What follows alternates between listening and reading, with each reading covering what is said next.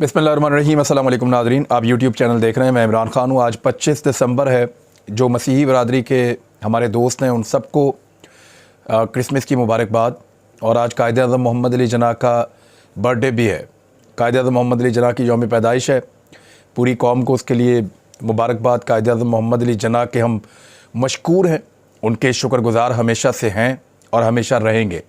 लेकिन हम शर्मिंदा भी हैं क्योंकि कायद आज़म का पाकिस्तान ऐसा नहीं हो सकता जैसा आज है। कायद आज़म ने बड़ी मेहनत के साथ हमें एक मुल्क बनाकर दिया था। हमने आज से 50 साल पहले आधा मुल्क तोड़ दिया, और वो भी अपने शौक़ पूरे करने के चक्कर में तोड़ा, अपने अपने फ़ायदे और मफाद के लिए तोड़ा।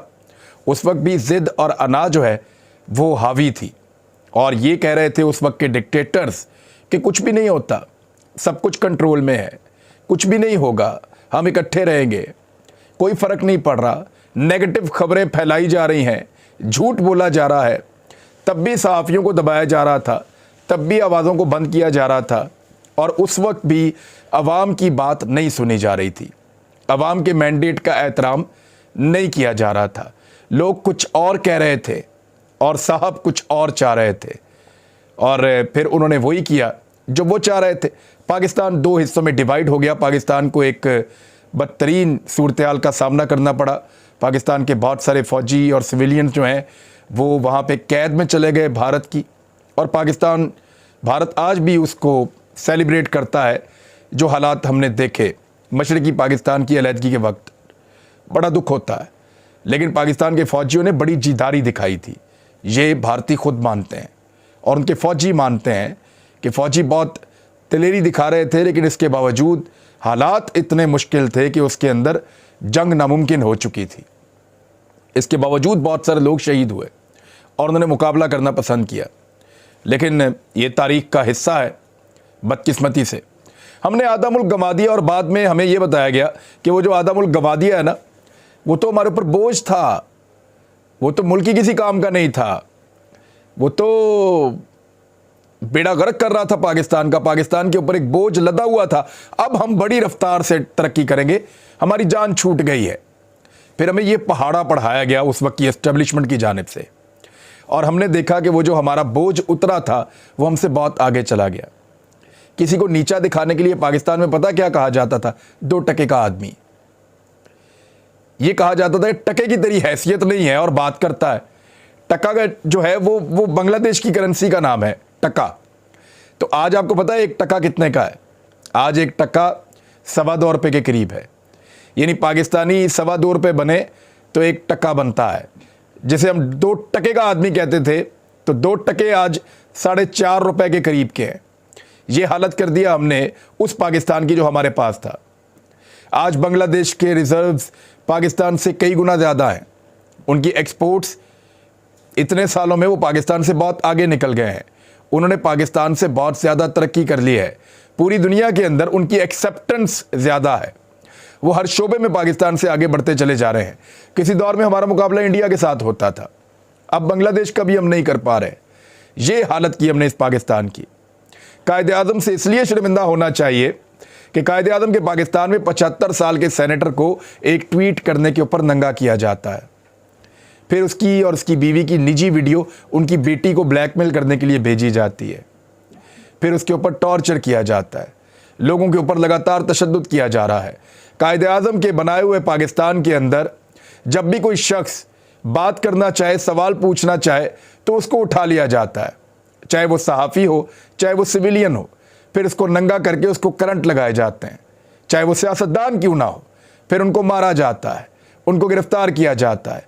कायद आज़म के पाकिस्तान में कानून की धज्जियाँ उड़ाते हुए एक एक शख्स पे दर्जनों मुकदमात दर्ज किए जाते हैं। कायद आज़म के पाकिस्तान में रूल ऑफ लॉ नहीं है। कायद आज़म के पाकिस्तान में जो माफियाज पाकिस्तान को लूटते रहे हैं गुज़िश्ता कई दहाइयों से, उनको बार बार इक़्तिदार के अंदर लाया जाता है, उनको बार बार NRO दिया जाता है। कायद आज़म के पाकिस्तान को डिफ़ॉल्ट के किनारे तक पहुंचा दिया गया सिर्फ ज़िद और अना की वजह से। कायद आज़म के पाकिस्तान के साथ जो हालत की है यहाँ के माफियाज ने, यहाँ की एस्टेब्लिशमेंट के साथ मिलकर, ये इससे बड़ा जुल्म कोई नहीं हो सकता। اور یہ ظلم اس لیے یہ لوگ کرتے رہے کہ پاکستان کے لوگوں نے کبھی اس کا نوٹس ہی نہیں لیا. اب پہلی مرتبہ لوگ نوٹس لینا شروع کر رہے ہیں, پہلی مرتبہ لوگ سوال اٹھا رہے ہیں, پہلی مرتبہ لوگ جاننا چاہتے ہیں کہ یہ کھیل آخر کب تک چلے گا اور اس کھیل کا بینیفیشری کون ہے. تو قائد اعظم کے پاکستان کو قائد اعظم کے وارث جو اس پاکستان کے عوام ہیں, جو اس ملک کے مالک ہیں, وہ اب خود سنبھالیں گے تو یہ ملک سنبھلے گا. اگر آپ پھر اداروں کے اوپر, اسٹیبلشمنٹ کے اوپر اور انہی مافیاز کے اوپر اس ملک کو چھوڑیں گے تو وہ آپ کے ملک کو فٹ بال بنا لیں گے, جیسا کہ انہوں نے پچھلے 70 سال سے بنایا ہوا ہے. ہر ناکامی کے بعد کہتے ہیں یہ تو پاکستان کی جان چھوٹ گئی, ہر برائی کے بعد کہتے ہیں کہ اس سے تو ایک نئی اچھائی نکلے گی, اور ایسی ایسی مثالیں قائم کر دی ہیں اس ملک کے اندر انسانی حقوق کی خلاف ورزی کی جو دنیا میں آپ کو کہیں اور نہیں ملتی. دہشت گردی دوبارہ سے بڑھنا شروع ہو گئی ہے. ہمارے جوانوں نے بے شمار قربانیاں دی, ہمارے شہریوں نے بے شمار قربانیاں دی. 70 سے 80 ہزار لاشیں ہم نے اپنے کندھوں پہ اٹھائی ہیں اس ملک کے لوگوں نے, اور دوبارہ سے وہی دہشت گردی واپس آ رہی ہے صرف اس لیے کہ رجیم چینج آپریشن کے بعد جو حکومت بنائی گئی وہ ان خطرات سے نابلد تھی. انہیں پتہ ہی نہیں تھا کہ خطرات سے نمٹنا کیسے ہے. بجائے ان خطرات سے نمٹنے کے الزامات ایک دوسرے پر لگائے جا رہے ہیں. بارڈر کی سیکیورٹی جن کی ذمہ داری ہے وزیر دفاع, وہ صوبائی حکومت کے اوپر الزامات لگا رہے ہیں. کیا یہ دہشت گرد پاکستان کے اندر موجود ہیں یا یہ شدت پسند کہیں اور سے آ رہے ہیں؟ صورتحال انتہائی خراب ہو رہی ہے اور اس کی ذمہ داری قبول کر رہی ہیں وہ تنظیمیں جن کو پاکستان میں کالعدم کیا گیا ہے. باقاعدہ CNN کے اوپر, BBC کے اوپر انٹرویوز آ رہے ہیں ان لوگوں کے, اور وہ بتا رہے ہیں کہ پاکستان میں آنے والے وقت میں کیا ہوگا. ایک عجیب و غریب کھیل یہاں پہ جاری ہے, اور اسی کھیل کے دوران یہ ایک خبر دیکھیے, امریکہ نے پاکستان کی ایک اور امداد بحال کرنے کا فیصلہ کیا ہے, اور یہ اناؤنسمنٹ جو ہے یہ بلاول بھٹو زرداری نے کی ہے. ذرا پہلے میں آپ کو خبر بتا دیتا ہوں, پھر آپ کو بتاتا ہوں ایکچولی یہ پاکستان کے اندر اتنی دلچسپی ان کو ایک دم آ کیوں گئی. افغان بارڈر سیکیورٹی کے لیے امریکہ پاکستان کو فنڈز دینے کا خواہاں ہے, یہ بلاول زرداری نے کہا ہے. وزیر خارجہ بلاول زرداری نے کہا کہ افغانستان سے سرحد پار حملوں کو روکنے کے لیے امریکہ پاکستان کو بارڈر سیکیورٹی بڑھانے کے لیے فنڈز فراہم کرنے کا خواہاں ہے. کیا آپ کو لگتا ہے کہ امریکہ پاکستان کو فنڈز دے گا صرف اس لیے کہ پاکستان کے اندر افغانستان میں سے دہشت گردی نہ آئے, یا پاکستان کے اندر افغانستان میں سے حملے نہ ہوں؟ کیا پہلے کبھی انہوں نے ایسا کیا ہے؟ امریکہ کی جنگ میں اتر کر پاکستان نے بہت نقصان اٹھایا ہے. پاکستان نے 80,000 لاشیں بھی اٹھائی ہیں, اربوں ڈالر کی اپنی اکانومی تباہ کی ہے, اور اس کے بدلے میں امریکہ نے پاکستان کو جو دیا وہ پینٹس تھے. ڈان اخبار کی رپورٹ کے مطابق وزیر خارجہ نے کہا ہے کہ گزشتہ ہفتے امریکی کانگریس کے دورے کے دوران 2 سینئر سینیٹرز اور انہوں نے کہا کہ پاکستان کو بارڈر سیکیورٹی میں مدد کے لیے انہوں نے 2023 کے بجٹ میں فنڈز فراہم کیے ہیں. اب ساتھ ہی ساتھ وہ یہ کہہ رہے ہیں کہ بھارت کے ساتھ تعلقات کو بہتر بنانے کے لیے امریکی مدد کی پیشکش کے بارے میں بھی بلاول نے جو سوال کے جواب میں کہا کہ بھارت کے حوالے سے عوامی بیانات کے علاوہ کبھی بھی اس معاملے کو گفتگو کے دوران نہیں اٹھایا. انہوں نے کہا یہ ایسے نہیں اٹھایا. لیکن اب آ جائیں ذرا اس معاملے کے اوپر کہ بلاول کیا کہہ رہے ہیں. بلاول یہ کہہ رہے ہیں کہ امریکہ پاکستان کو فنڈ دینا چاہتا ہے کہ افغانستان اور پاکستان کے بارڈر کے اوپر پاکستان ان فنڈز کو استعمال کرے. تو بات یہ ہے کہ یہ تو مغربی بارڈر ہمارا بہت محفوظ ہو گیا تھا, اور ہماری ایجنسیز یہ رپورٹ کر رہی تھی, میڈیا کو یہ بریف کیا جا رہا تھا اور بتایا جا رہا تھا کہ بھارت وہاں پہ سب سے بڑا لوزر ہے. یہ کہا جا رہا تھا کہ پاکستان تو بہت اچھے حالات میں داخل ہو گیا ہے اور امریکہ اب یہاں سے چلا گیا ہے تو حالات بہت بہتر ہو جائیں گے. لیکن اس کے بعد کیونکہ اس پورشن کو بالکل نظر انداز کر دیا, بلاول تو کبھی گیا ہی نہیں افغانستان, اور ان کی توجہ بھی نہیں تھی افغانستان کی طرف, رشیا کی طرف اور چائنا کی طرف. یہ بھاگ بھاگ کے امریکہ اور مغرب میں جاتے تھے. جانا چاہیے, ان سے تعلقات رکھنے چاہیے, ان سے دوستی کرنی چاہیے. امریکہ ایک بڑا شاندار ملک ہے, جو مغربی ممالک ہیں یا یورپین ممالک ہیں ان کے ساتھ بہت اچھے تعلقات پاکستان کو رکھنے چاہیے, لیکن غلامی نہیں.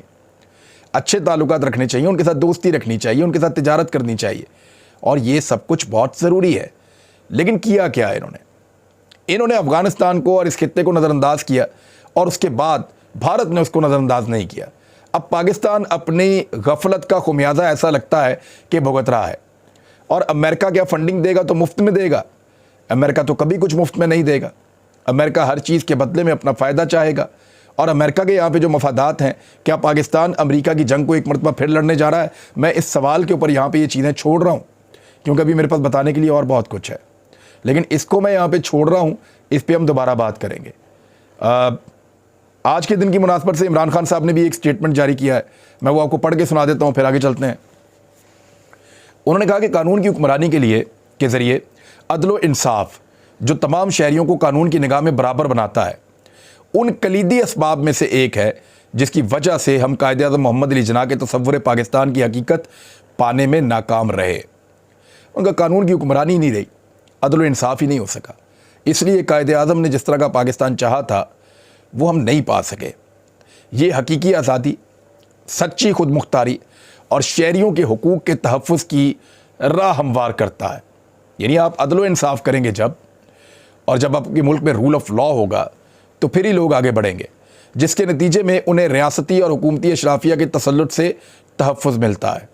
بدقسمتی سے چونکہ پاکستان میں قانون کی حکمرانی کو قدم جمانے کی اجازت ہی نہیں دی گئی، چنانچہ ملک پر اشرافیہ کی کڑی گرفت نے طاقتور مافیاز اور اداروں کو قانون سے یوں بالاتر بنایا کہ گویا یہ ان کا استحقاق تھا۔ یعنی طاقتور جو ہے وہ اتنا طاقتور ہے اس ملک کے اندر، اور وہ دندناتا پھرتا ہے اور وہ جو مرضی کرتا ہے، اور پھر اس روب کے ساتھ کرتا ہے کہ یہ تو میرا حق ہے، یعنی اگر میں لائن میں نہیں کھڑا میرا حق ہے، اگر مجھے جو ہے وہ باقیوں سے زیادہ قانون میں چھوٹ ہے تو میرا حق ہے، میں اگر منی لانڈرنگ کرتا ہوں اور مجھے نہیں پکڑا جاتا تو یہ میرا حق ہے، میرا اگر کمپٹیشن نہیں ہے باقی کمپنیز کے ساتھ اور مجھے سہولتیں زیادہ میسر ہیں، میرے کام فوراً ہو جاتے ہیں ہر دفتر کے اندر، تو یہ میرا حق ہے۔ تو رول آف لا نہ ہونے کی وجہ سے، مساوات نہ ہونے کی وجہ سے، قانون اور انصاف سب کے لیے برابر نہ ہونے کی وجہ سے معاشرہ آگے نہیں بڑھ سکتا۔ چند لوگوں کو تو آگے بڑھا سکتا ہے، مافیاز آگے بڑھ سکتے ہیں، معاشرہ آگے نہیں بڑھ سکتا۔ اب آ رہے ہیں ایک اور ایشو کی طرف جاتے جاتے، اور کچھ چیزیں میں آپ کو اگلے ویلاگ میں بتاؤں گا۔ ارکان قومی اسمبلی کے استعفوں کی تصدیق کے لیے پاکستان تحریک انصاف نے جو حکمت عملی بنائی ہے، دو چیزیں انہوں نے کہی تھی۔ ایک تو وہ کہہ رہے تھے کہ قومی اسمبلی میں بھی جائیں گے، اور 28 دسمبر کو خیبر پختونخوا ہاؤس میں اکٹھے ہوں گے پاکستان تحریک انصاف کے اراکین اسمبلی۔ عمران خان اراکین اسمبلی سے ویڈیو لنک کے ذریعے خطاب کریں گے۔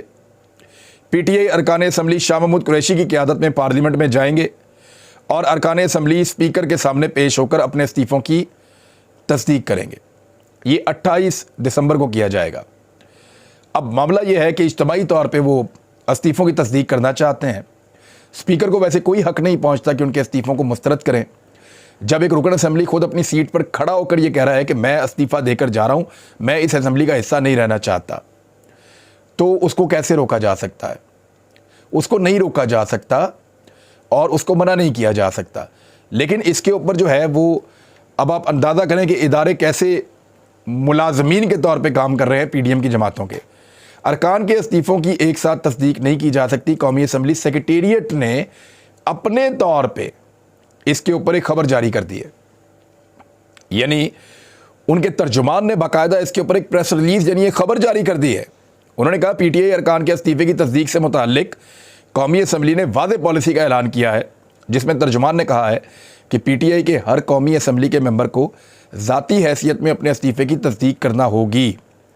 ترجمان کے مطابق پی ٹی آئی کی جانب سے مشترکہ طور پر پیش ہو کر اپنی متعلقہ نشستوں سے استعفوں کی تصدیق کے لیے ایک بار پھر بازگشت سنی جا رہی ہے، جس پر قومی اسمبلی نے خط کا حوالہ دیتے ہوئے توجہ مبذول کروائی ہے۔ اب دیکھیں، پی ٹی آئی کہہ رہی ہے ہم استعفے دینے جا رہے ہیں، وہ تو یہ بھی کہہ رہے ہیں ہم سپریم کورٹ بھی جا کے بتائیں گے کہ ہم نے استعفے دیے ہوئے ہیں، ان کے منظور کیے جائیں استعفے، نہ ہم تنخواہیں لے رہے ہیں، نہ ہم کوئی مراعات لے رہے ہیں، نہ ہم کوئی سہولیات لے رہے ہیں۔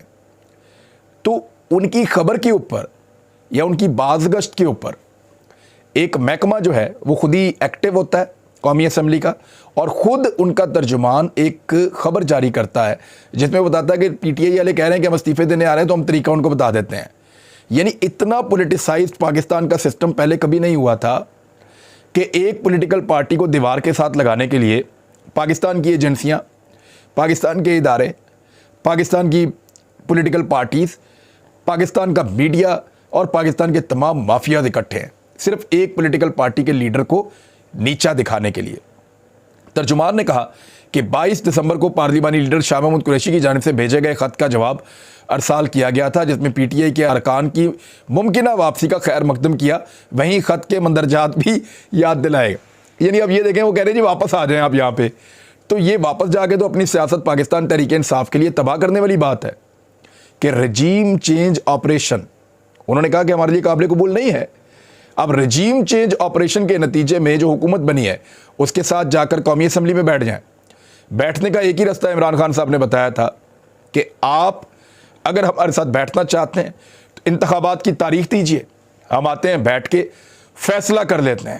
تو ناظرین، کچھ اور خبریں ہیں اور کچھ آصف علی زرداری صاحب سے متعلق میرے پاس خبر ہے۔ عمران خان صاحب نے ایک بڑا دعویٰ کیا ہے اور ان کا دعویٰ ہے کہ انتخابات اپریل میں ہو جائیں گے۔ انہیں ایسا کیوں لگتا ہے میں آپ کو بتاتا ہوں اگلے ویلاگ میں۔ اب تک کے لیے اتنی، اپنا خیال رکھیے گا، اپنے اس چینل کا بھی۔ اللہ حافظ۔